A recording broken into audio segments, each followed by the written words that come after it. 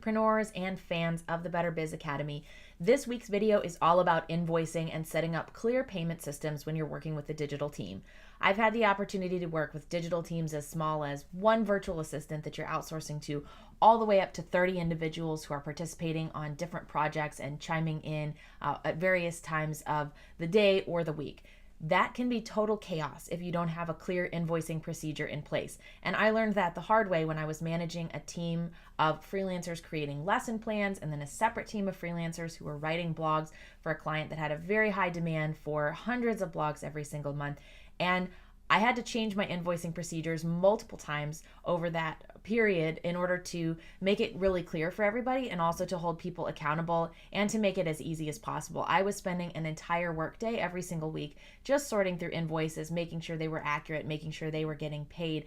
And so these are kind of my best lessons from that entire experience when you're managing a digital team. So first of all, clarify with anyone that you're hiring what your invoicing procedures are. As the client, the freelancer or contractor should comply with your procedures. That can be anything from how the invoice comes, when it will be paid, the steps they need to take when submitting an invoice in order to get paid, etc. So here are some examples that I put into place.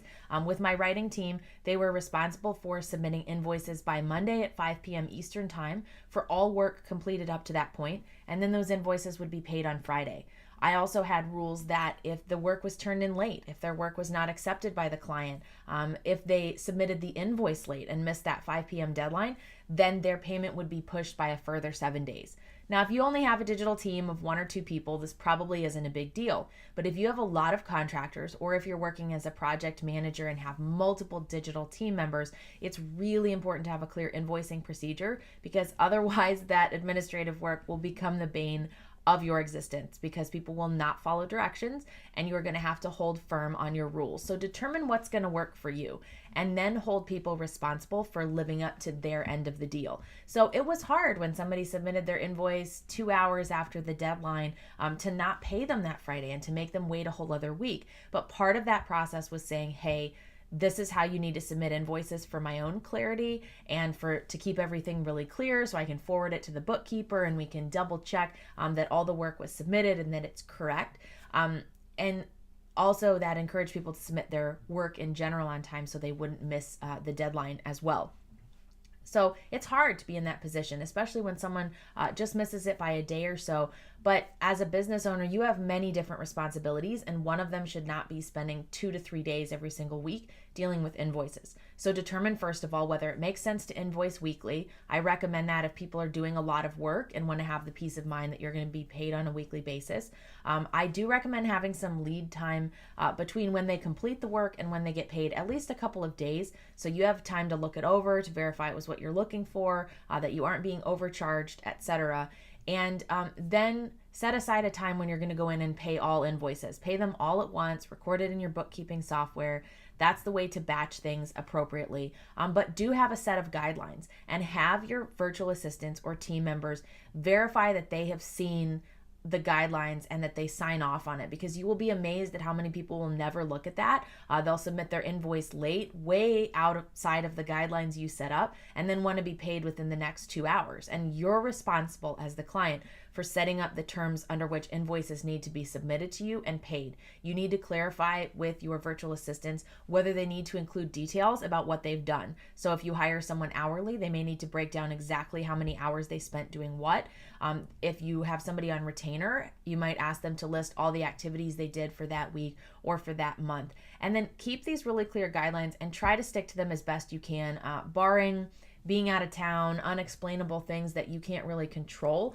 Really try to stick to it. It's an effort to show good faith to your freelancers. Things do happen. Let them know if there's a problem so that they understand what to expect. But if you're going to hold them to those same, standards and guidelines that you've set up, kind of expect that they're going to want that in return as well. I recommend putting together a document with all the invoicing procedures, what email address they need to send the invoice to, when the invoice needs to be sent, when it will be paid, what are the consequences if they have missteps like submitting the invoice late or not turning work in on time or something like that.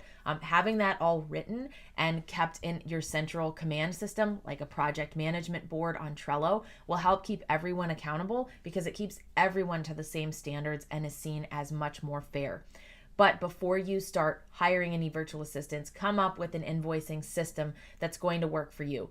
Obviously, much easier if you only have one person, but as your team grows, you need to clarify these invoicing expectations and come up with a streamlined payment system so that it's not all falling on you, because you'll be amazed at how many people will not follow the directions and then will want you to fix it anyways.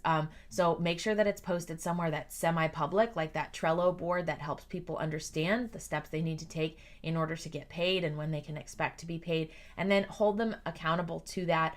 If they do break the rules, follow up with the consequences you said you would. If it's delaying payment by another payment period, and one of the other things I encourage you to watch out for, especially if you have a large team of freelancers, train them away from sending you multiple emails about the same issue.